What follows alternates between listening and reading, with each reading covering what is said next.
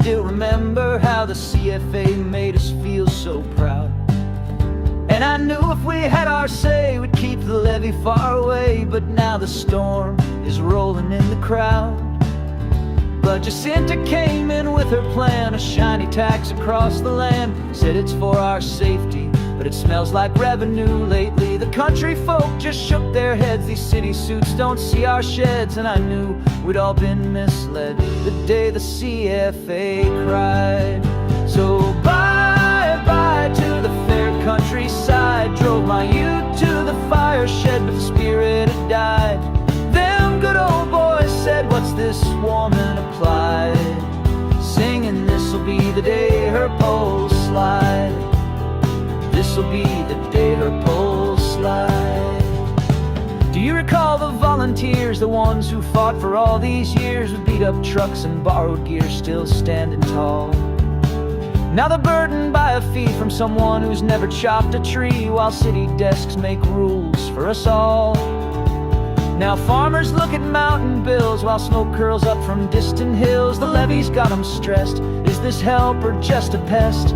And out in towns where sirens ring, we used to fight fires like kings. Now we're just numbers in the scheme the day the CFA cried. So bye-bye to the old country pride. Watched a premiere from Spring Street take the volunteers ride. Them good old boys said her career's gonna slide. Singing, this'll be the day she's denied. This'll be the day she's denied.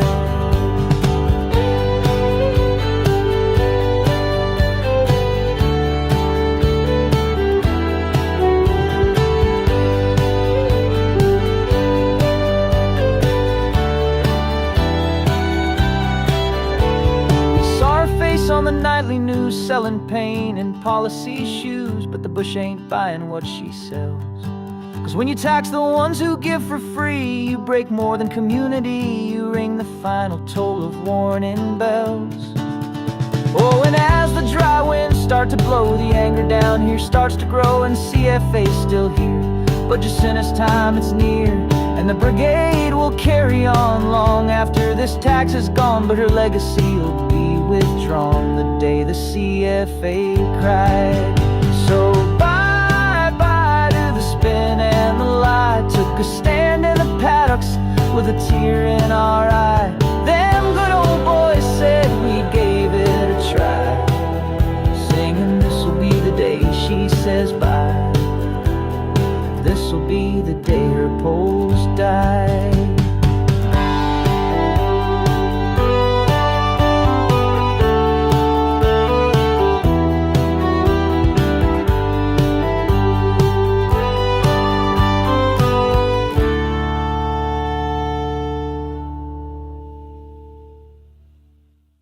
And a very big welcome to the Country Telegraph. I'm Mike Ryan. Nice to have your company, folks.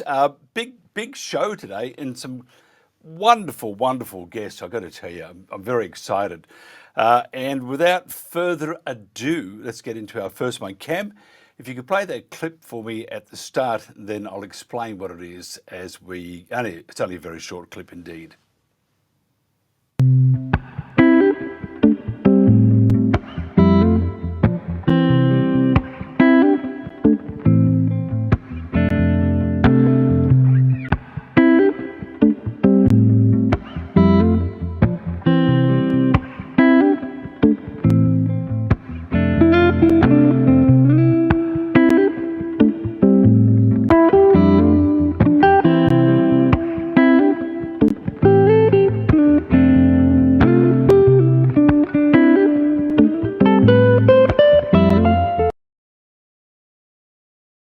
There you are. Now, I have to say, I have a friend who's scared of two things, chickens or roosters and cows for some reason. Mark Peterson is a dairy farmer and owner of the Alcheringa Bio-Dynamic Farm. Mark, thanks for joining us. Hey, g'day, Mike. How you going? Good. I mean, you have an amazing farm, and you do it differently than other people. Tell us about what a biodynamic farm is. Mike, biodynamic farming is really about nurturing the soil and getting the soil in the best health possible to enhance the plants to grow under a natural system. We don't use synthetic fertilisers or chemicals, but we do use small amounts of trace minerals as needed. And it's all about running a closed system. So we're trying to minimise the amount of inputs we have.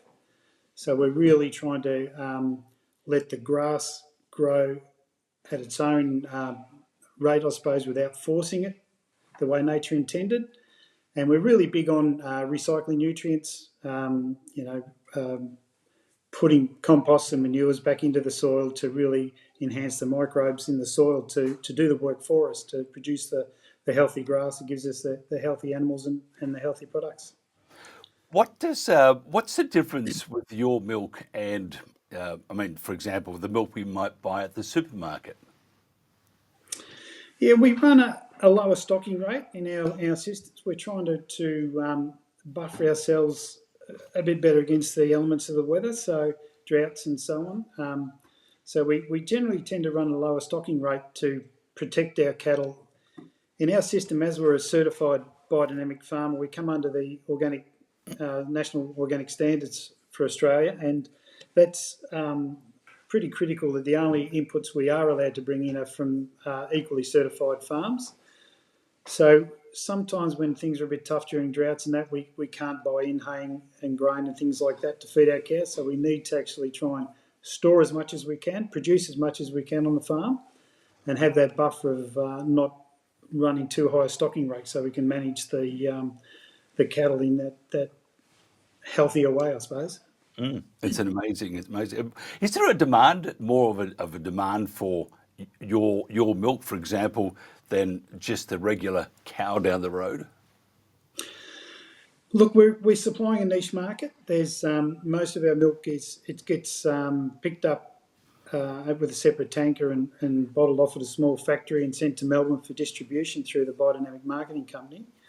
But about a third of our milk ends up in the high-end coffee trade, it's a bit of a unique system that some of the top-end baristas find that our milk complements their coffee really well. Interesting thing about that is a lot of them don't like to advertise that they're using our milk because they want to get the edge from the coffee shop next door, so they just tell everyone they've got great beans and that produces a good coffee. But it is a bit more costly that way because of the separate transport that the milk needs to be separated, needs to go through the factory first so that there's no risk of cross mixing or contamination with other milk, so we can verify that every drop of milk is from our farm. And with that, I think the consumers, a big part of our consumer is through that organic and health food shop. The people who buy our milk generally love the flavour of it. That's the main thing. But also some people who are a bit intolerant to chemicals and other things find they can drink our milk without any adverse effect. Yeah, it's actually, I know where Nathalia is. I used to work at the local radio station in 3SR years ago. And my wife's from Shep, and her dad used to come home with a cow pat on his, because he used to drive the trucks, taking the cattle around, and a cow pat on his head. Anyway, it's a pretty interesting style of hat. How do you avoid problems that chemicals are normally used on farms? Because you are limiting yourself to what you put on. And is there any sort of like cross-pollination from other farms and other product that may impact what you do? Look, we've generally got good neighbours around us. We do, as part of our certification process, we need to notify our neighbours and we let them know every couple of years what we do, particularly if there's a change in ownership with a neighbour. We send them a letter just explaining the way we farm, and it's not to stop the way they do things or anything, but just to be a bit more aware of if they're spraying a crop near us, to be aware of prevailing winds and potential changes that could happen with the weather and blow residues that way. But we've had very little trouble over the years with overspray, things like that. We do notify corporations like Golden Murray Water, who have channels and drains running next to our place, and the Shire as well with roadside spraying, and they're very good about trying to avoid spraying at all near us, but if they do, they're aware of the prevailing winds, and they're very gentle the way they do it. Is biodynamic farming for everyone? No, I don't think so. It certainly takes us a committed person to do it. It's worked well for us, but look, I have seen people who aren't committed to it fail and not follow the procedures as well as it needs to be done. Someone once commented that they think that if I was a conventional farmer, I'd probably be a good farmer because I'm pretty picky about and fussy about the way we do it. I don't think it's the way, we don't make any more money than the conventional farmer. Mind you, we're a dairy farmer in northern Victoria. We've got flat irrigation here, and we are surrounded in this area. There was originally 6 neighbouring dairy farms. We're the only one left on this block now. Others have just been sold off or turned into hobby farms or horse farms or whatever. So we've been able to sustain that longevity of what we do. We started in 1987. We do get a premium for our milk, which helps, but that can be offset by the extra costs if we have to buy in feed, grain and hay and things like that, comes at a more expense. But generally, it's a very satisfying way to farm. I really enjoy nurturing along with the cows. We milk about 200 cows. We have 4 groups calving within that 200 cows, so we've always got calves coming and going. We've got good staff that enjoy working here, and we enjoy what we do. Do you get up at what time, Sparrow Fart? Yeah, it depends what's happening. I don't milk in the shed much these days. I've got a dodgy shoulder, but the staff here generally start about 5 o'clock, past 5. So, it's terrible. So if I'm irrigating, I'll be up early, but sometimes if I can sleep until 6:30, that's a bit of a luxury for me, so that's good. Yeah. This is a show for farmers both in the UK and Australia, but anybody who's not a farmer, 6:30 is a sleep in, isn't it? Although on a Sunday, though, you sort of chill out a bit or relax after a big night out the night before. Just tell me we had yesterday a great couple from Wales, and they breed these pretty rare pigs, and they have their favourite pig. Now, I've sent a picture of, I think, you with a cow, without trying to uttering anything bad about you, a bit of a pun there. Do you have a favourite cow?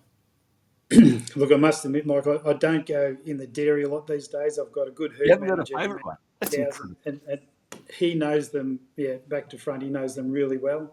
My main role is sort of the irrigation and pasture management. I have a son works on the farm as well. He helps me out with tractor work and things like that. So I'll leave it up to the guys to manage the cows. But look, I really do like being around cows.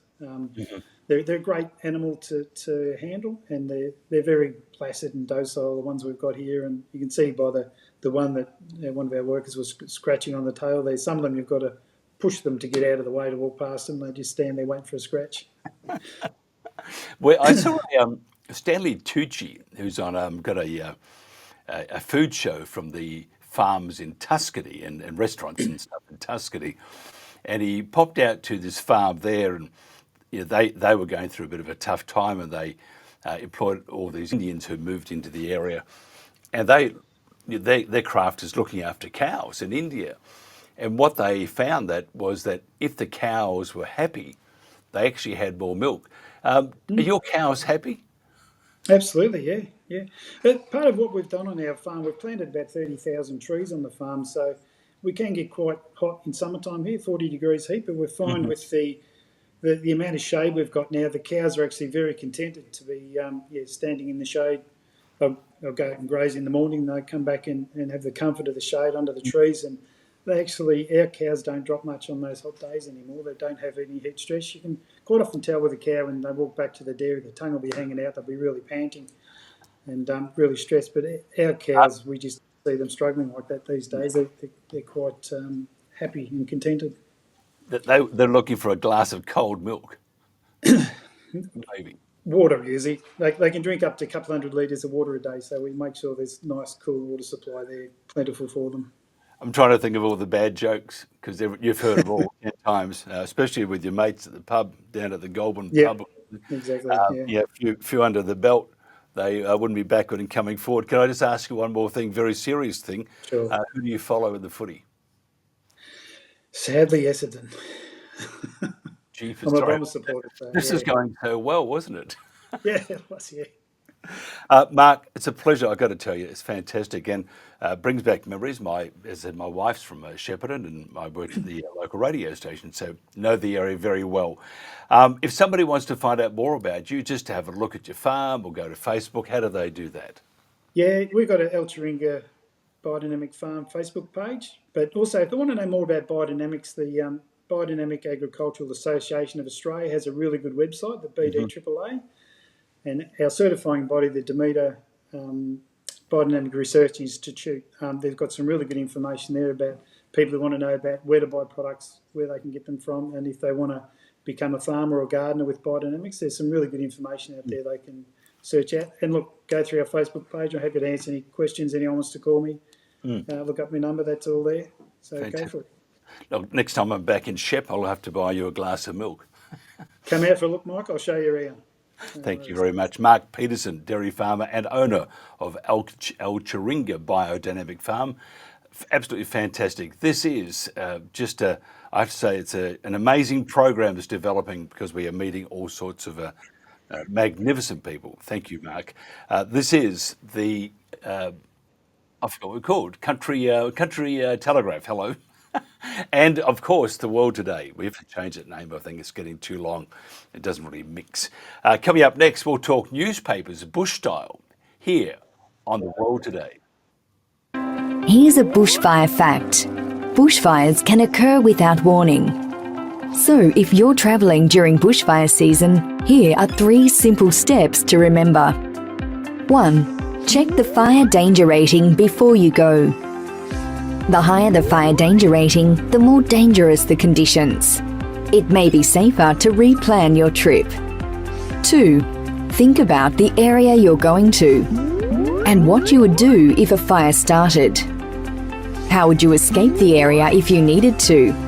And where would you go? Check if there's a neighbourhood safer place. 3. It's dangerous to drive through smoke or fire.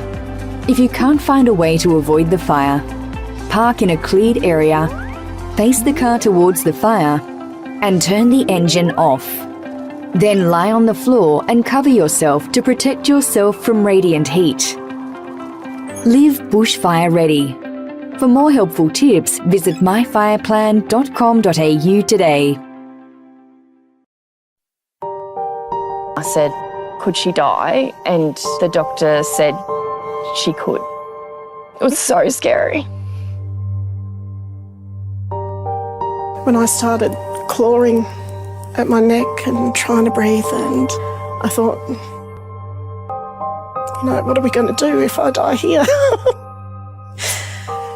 How's everyone going to go on? When someone's gravely sick or injured in the bush, they rely on the Royal Flying Doctor Service. But now the Flying Doctor needs your help to fund vital medical equipment and supplies. Please search Flying Doctor online to give a regular gift of just $10. You can help equip the Flying Doctor's teams to respond to any emergency anywhere. Search Flying Doctor online. Become a part of the Royal Flying Doctor Service and help save lives in the bush.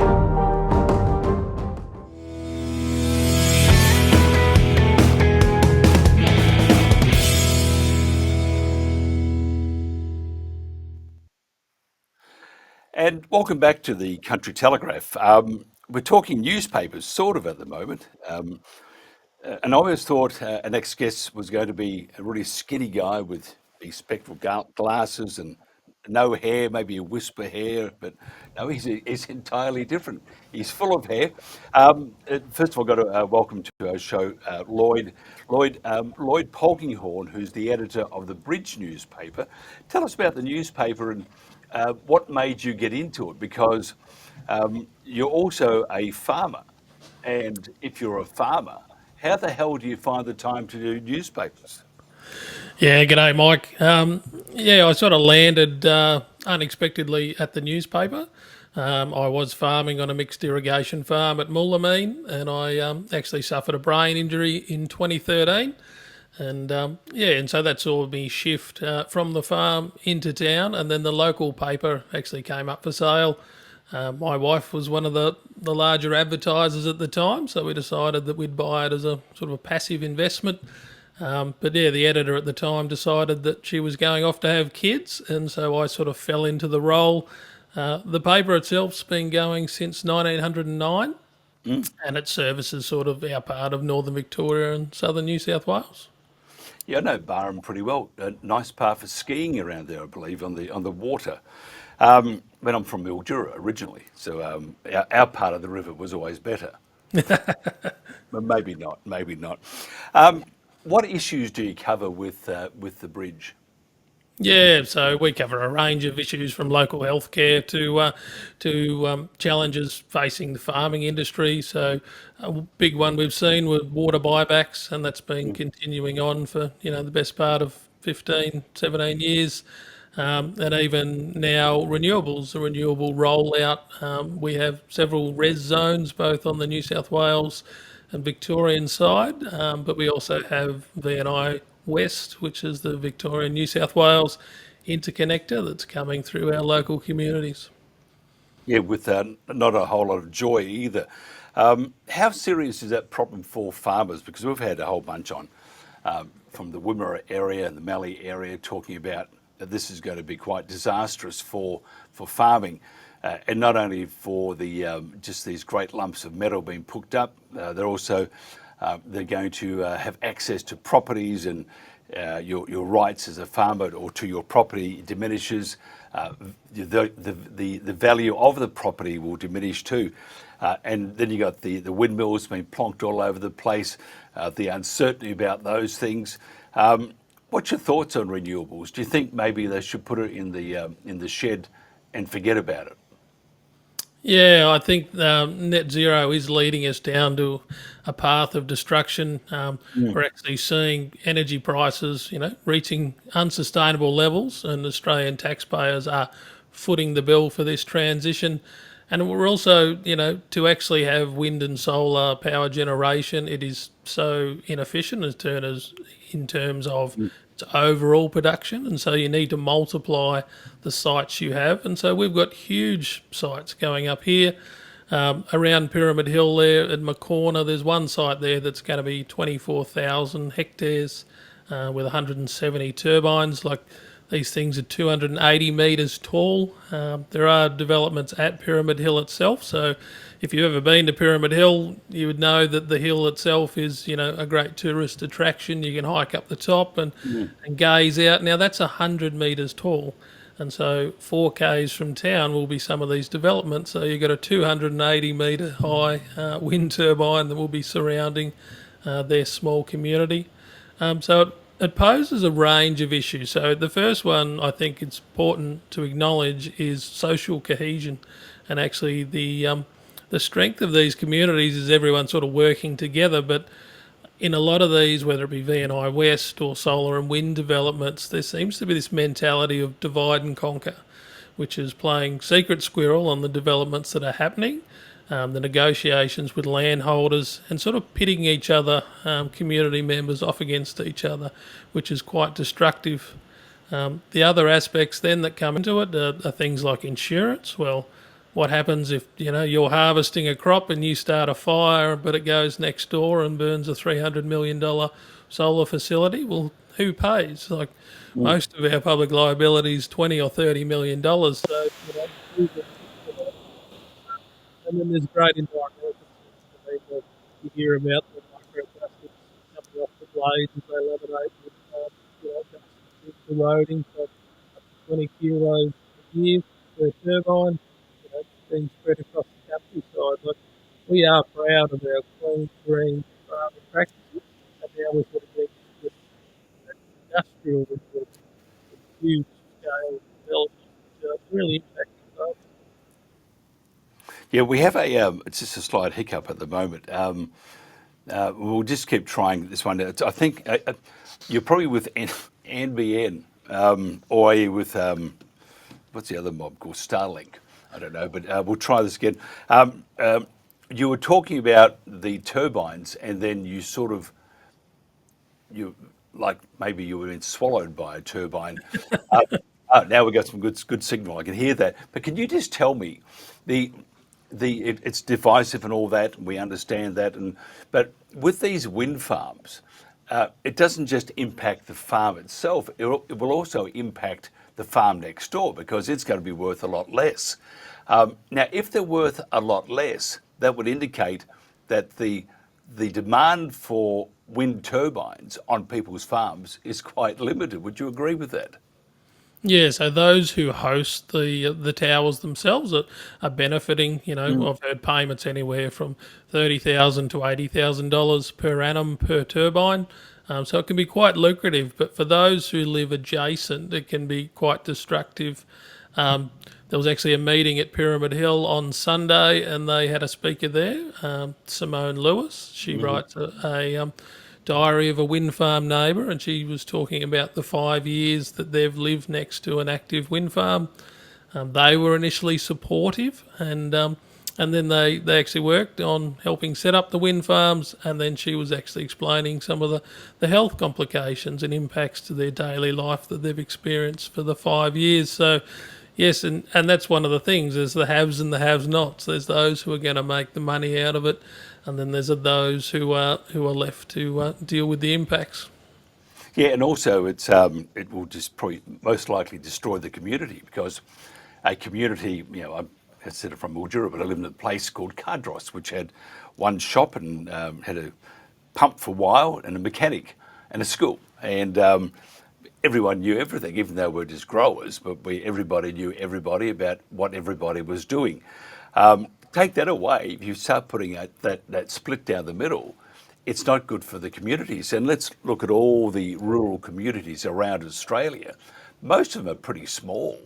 And if you have this divide and conquer attitude from the big developers, it doesn't augur well for communities, does it? No, it's terrible. It actually breeds distrust.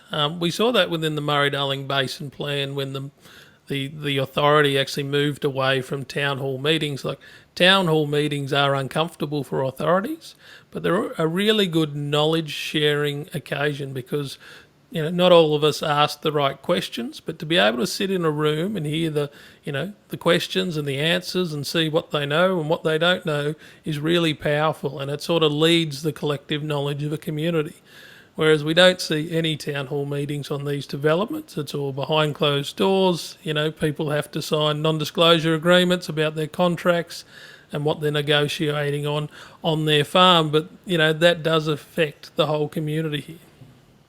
Yeah, what about the politicians? I'm sure they're all ears, maybe not. You'd be, though, a Nationals area, wouldn't you?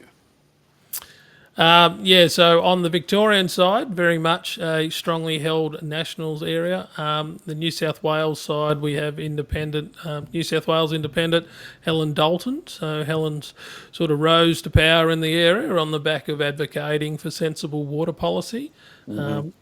Yeah, so we have a bit of a mix in representation. Of course, our federal member on the New South Wales side is Susan Lee. Oh, okay. And we know what she thinks about renewables. She loves them. Yes, no, it's been an interesting journey having Susan as our federal member. She's been in power ever since the Basin Plan was implemented as well. In that time, we've seen 83% of water buybacks actually come from the southern connected system. So these are our communities.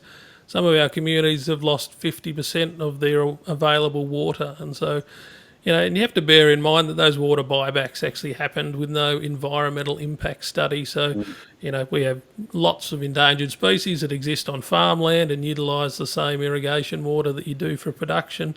And yet, they were able to buy back, huge volumes. And just finally, what about essential services such as banks, post offices? Because we're going to play something in a second from Queenstown in Tassie, and it's to do with the Bendigo Bank, who are making some not a great profit on the branch, but making some money, keeping everybody happy, the community's happy, and they're pulling out. What about with you guys? Do you have banks? Do you have post offices? I would imagine you would have a pub, but which is very important, just to wet the whistle after a hard day in the paddock. in the farm. Forget the paddock. Yeah. What So about the other services? Are they still there? no, so most of the banks have abandoned us. We have three great pubs and a fantastic club. We have a post office. We traditionally had a few banks, and then the big four pulled out, and then we lost Bendigo about 18 months ago. So they actually had two agencies. So agencies are staffed by locals and essentially funded by locals, and they just get payment per transaction from the Bendigo. We had one here and one at Kahuna, and they actually ripped those out of the communities, and that's a real shame because we have no public transport here. So those who are the most vulnerable in the community are forced to try and access, transport to go to Kerrang or somewhere like that. And even for little things like community floats, so whether it be the footy or the Lions Club, and to access cash, you can go to Australia Post and do minimal things, but there's also some pretty high transaction fees. Not like Australia Post. Sorry, I'm being rude. But they actually even stopped delivering parcels to the US, parts of the US, because Donald Trump's tariffs. I sort of think, wouldn't it be nice sometimes to have Donald Trump as Prime Minister of Australia, just to get some common sense back, because he loves farmers. I mean, he loves the land, loves getting his hands a little bit dirty, usually with money, of course, but he does understand to some points about what it is like to have all these things ripped out from under the seat you're sitting on. Where to now, though, for the bush? Because if you have wind farms, solar farms, you have the communities at each other's throat because of these the wind farms and solar farms. You have all the services pulling out. You have the economy not still doing all right, but not great. Where to next for rural communities? Do they just disappear, or do they hang in there? So we're fortunate here being on the Murray River, so we still have people who are coming up for lifestyle and housing affordability, and and the beautiful climate here. The challenge is the next generation of farmers. Where are you going to find those? So in water buybacks, we've seen the shortening of the supply of water has led to water prices go from $400 a meg for permanent transfer up to $1,800. High security going from $1,800 to $7,500. So to actually buy in and go farming now is really hard. So you essentially have to inherit or win Tats Lotto or something. So that makes it challenging. So I fear for the next generation. We've also got another thing coming down the pipeline, which are like carbon offsets and biodiversity offsets. So I think we're going to see a growing percentage of companies actually targeting land, not for production purposes, but to actually essentially lock up and leave, and their pockets will be a lot deeper than the average Australians. This, as I said earlier, this program is it's for the UK and Australia. We seem to be focusing a fair whack on Australia for this hour. There's the UK government is creating all sorts of mayhem with the Poms, or the English, with their farming, with the inheritance tax. And one of the sayings there is, it's not wind or rain or Mother Nature or whatever, something like that. That's the threat. The threat is government. Do you see government as being the main threat to farms in Australia? Absolutely. I mean, Australian farmers are extremely resilient, and we do cope with fire and drought and flood, and we farmed for 3 generations where I grew up, and you've seen it all. But yeah, you cannot deal with external pressures that we're facing now from government. They're actually reducing your ability to be sustainable and actually pass on to the next generation. One of the beauties about generational farming is they actually care about the land, and they want it to be left in a better condition than they found it. Whereas if you've got corporates, they're worried about profits and boardrooms rather than actually boots on the ground and what's happening to your farm. So yes, I think the government are driving our decline in agriculture. Yep, it's pretty scary, isn't it? And before, I was having a chat to our first guest, and we always finished up by saying, because in Victoria and I suppose New South and Australia, It's the big grand final this weekend. You're a Collingwood supporter, I would believe. Am I wrong? No. I'm a Bombers supporter as well. Another one. Yep. God, how many are you? I mean, you must be the entire base of supporters there. Well, these level-headed country blokes. That's why there's a lot of Bombers supporters. Yeah, look, being serious here, do you have anyone left? They're all leaving. Sorry, I shouldn't say this, but I mean, Essendon have always been a great club. A bit like Carlton, Collingwood. Collingwood still aren't bad, but Carlton, Essendon.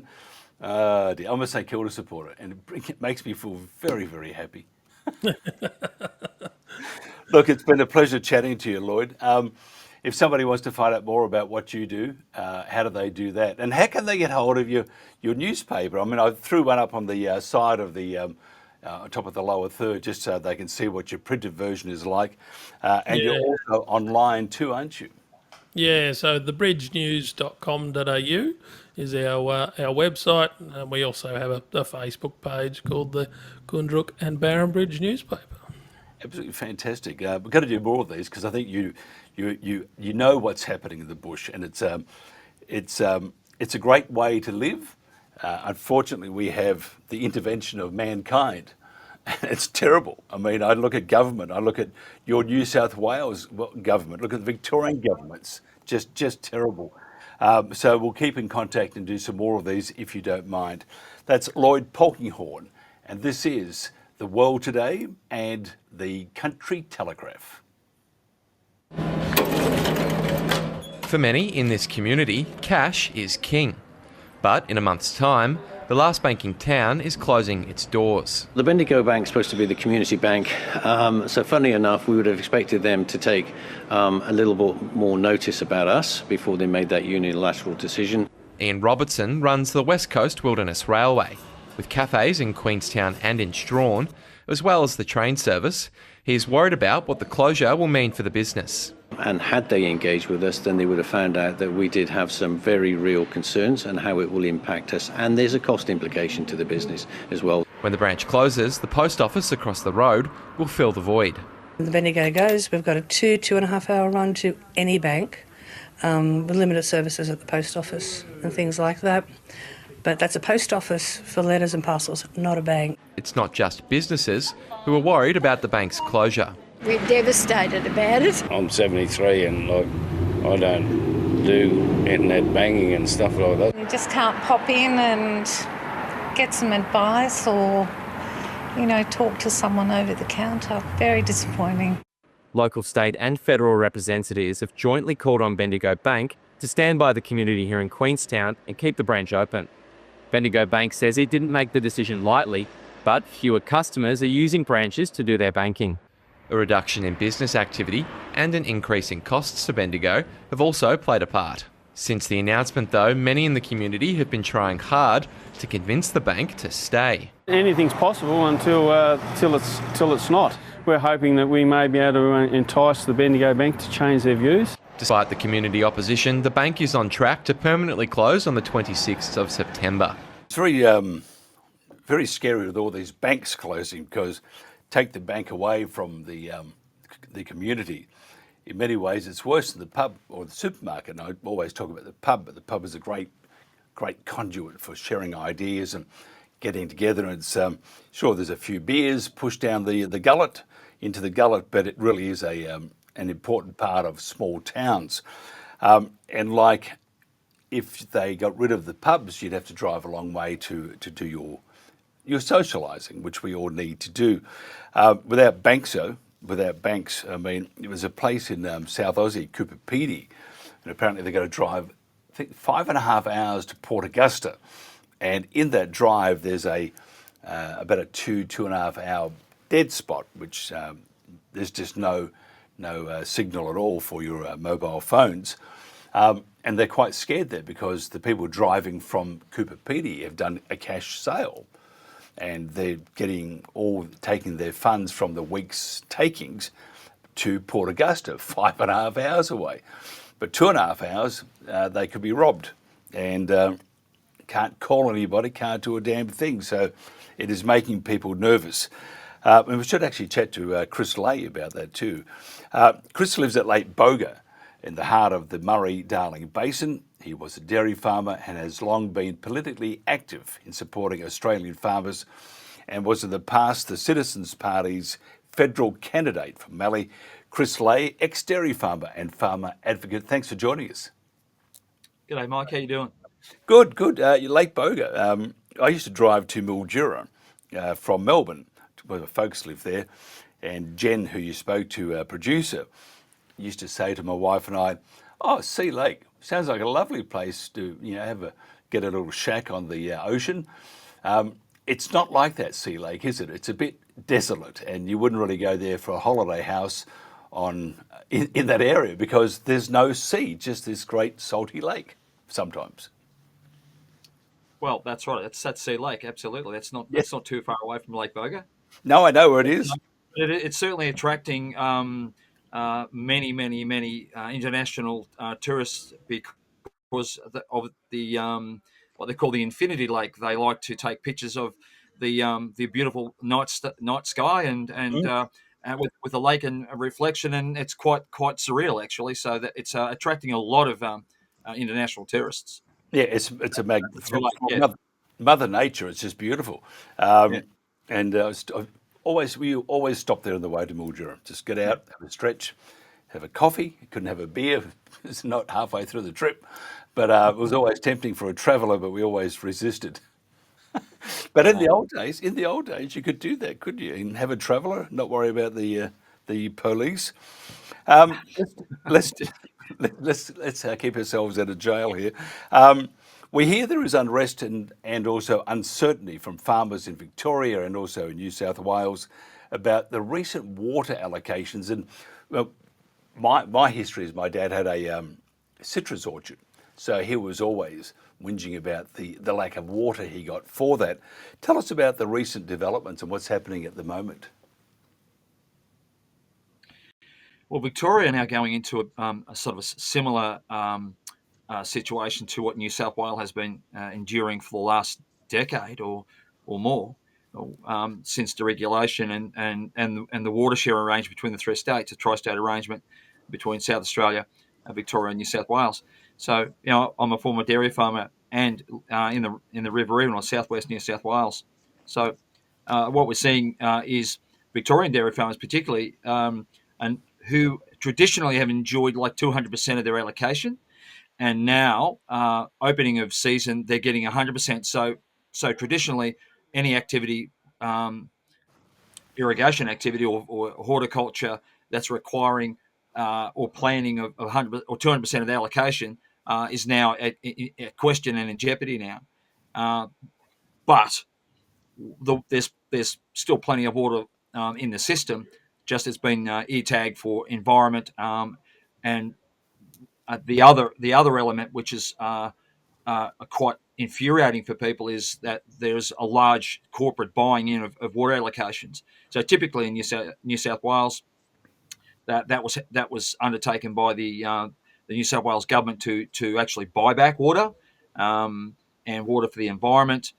Victoria, what we're seeing is, for example, two of the largest holders of water entitlements in Victoria is actually Dan Andrews, and some of the managed investment schemes that are growing almonds in the western part of the Murray Valley.